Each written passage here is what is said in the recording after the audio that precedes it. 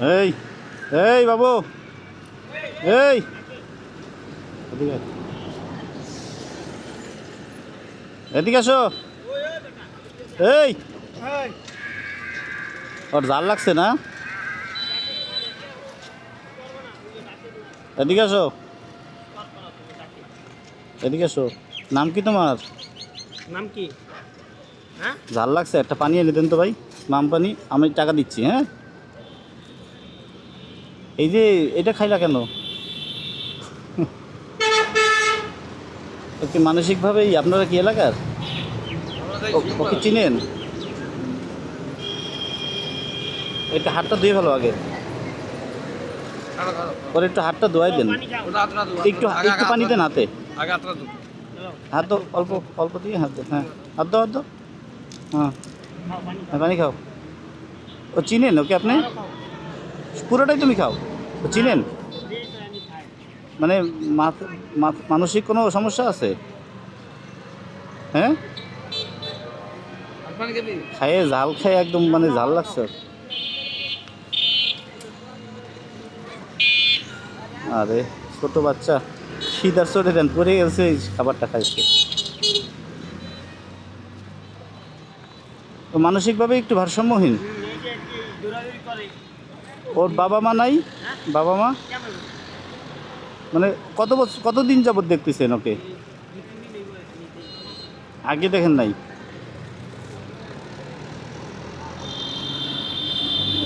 কি করবো এর জন্য বলেন? এ তো মানসিকভাবেও নাই, বোঝা যাচ্ছে যে এর যে 2 টাকা দিয়ে যাব যে খাবে সুস্থ করতে, সেটাও তো পারবে না।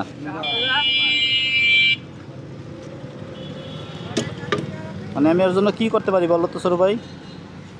কারণ ওরা যে 2 টাকা দিয়ে যাবো ওইটা তো রাখতে পারবে না ও, তাই না?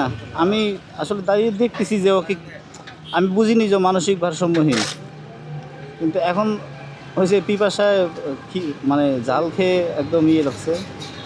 ওই কার যেন বিরিয়ানি পড়েছিল, এটা খাইলো। আমি কি করতে পারি একটা বলো তো, বুদ্ধি দাও। হ্যাঁ হ্যাঁ, ওটা কিনে দিছে কেউ না পড়ে গেছে কারোরটা? ও তোমরা দিছো? হ্যাঁ, কিন্তু খায়নি তো, এখানে বসে। হ্যাঁ হ্যাঁ, এদিকে আসো বাবা। তুমি কিনে দিছো? এই তো অনেক ভালো ছেলে, দেখছেন? তাইলে এই ছেলেটা, তুমি কি করো? পড়াশোনা করো? তোমার বাসা কোথায়? এখানে? তোমার বাবার নাম কি? ইউসুফ। আর তোমার নাম কি? রাকিব। এখন কি করবো বলো তো? কিছু করা যায় না তো আসলে ওরে যেটা।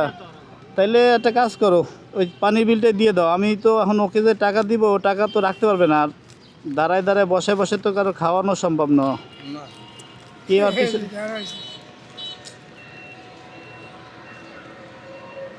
আচ্ছা, এই পানির বিল কত? 20 টাকা না?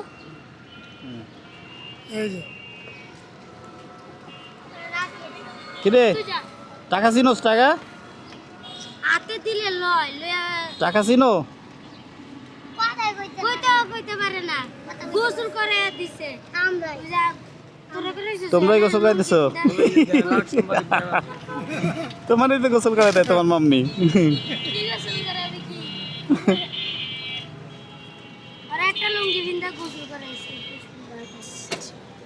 হ্যাঁ, আরো কিছু খাবা? কি খাবা বলো? হ্যাঁ, তুমি কি খাবা? সর ভাই, তোমার একটা দায়িত্ব দিই। তুমি এই 100 টাকা দিয়ে ওরে আরো কিছু খাওয়াই দাও। কি খাবে না না খাবে দেখো, হবে নাকি আরো দিব? 100 টাকা হবে না? না, বিরিয়ানি খাইও জাল লাগছে, পেট বসে। এখন না খাক, একটু পরে খাক। হ্যাঁ, কিছু খাওয়াই দিও। হুম, না না না, আমি দেখতেছি রাস্তায় ওই বিরিয়ানি পড়েছিল, খাচ্ছে। পরে শুনলাম যে ওরা বিরিয়ানি দিছে, এই ছোট বাচ্চা ওকে বিরিয়ানি খেতে দিছে। ওই বিরিয়ানিটা আবার এনে ও মানসিকভাবে একটু ভারসাম্যহীন এখানে বসে খাচ্ছে। তা আমি এটা দেখে ভাবলাম যে ওকে কিছু সহযোগিতা করা যায় কিনা। পরে দেখলাম মানসিক ভারসাম্যহীন, একে আর টাকা পয়সা তো চিনবে না, দিলেও লাভ নাই। তো ওই ছোটো বাইরে দিলাম 100 টাকা, যে ইনস্ট্যান্ট যা খেতে চায় খাওয়াই দিও।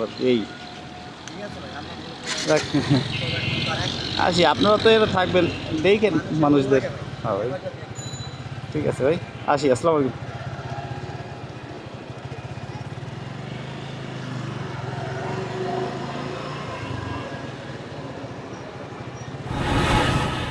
অনুগ্রহ করে ভিডিওটি শেয়ার দিয়ে এই অসহায় মানুষগুলোর পাশে থাকবেন। ভিডিওতে যে বাচ্চাটিকে দেখতে পাচ্ছেন সে মূলত একজন মানসিক ভারসাম্যহীন রোগী। অন্য 10 জনের মতো আমিও কোনোভাবে দায়সারাভাবেই এড়িয়ে গেলাম। অথচ একজন সুনাগরিক হিসেবে আমাদের কিছু দায়বদ্ধতা আছে। আমরা কজন সেই দায়িত্ব পালন করে থাকি? এই বাচ্চাটি ঘর ছাড়া মানসিক ভারসাম্যহীন একটি রোগী। এই বাচ্চার প্রতি রাষ্ট্রের কি কোনো দায়িত্ব নেই? অবশ্যই আছে। রাষ্ট্রের মস্তিষ্ক যখন ঘুণে ধরে তখন আমার আপনার মতো রাষ্ট্র দায়হীনভাবে চলতে থাকে। অথচ এদেরকে পুনর্বাসন করা খুবই জরুরি।